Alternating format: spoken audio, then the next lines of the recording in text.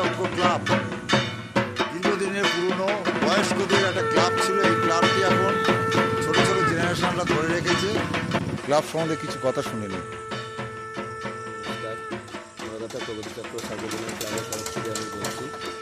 এই বছর আমাদের ক্লাব ৫৭তম বর্ষে পদার্পণ হয়েছে। পাড়ার পুজো, সবাই মিলে আসুন, দেখুন। ছোটোবেলা থেকে দেখছি ক্লাবটাকে, আমরা ক্লাবটার সাথে আছি।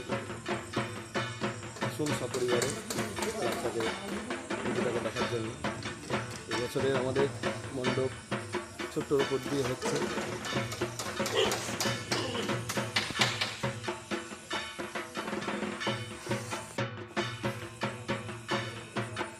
পুরোদমে কাজ চলছে।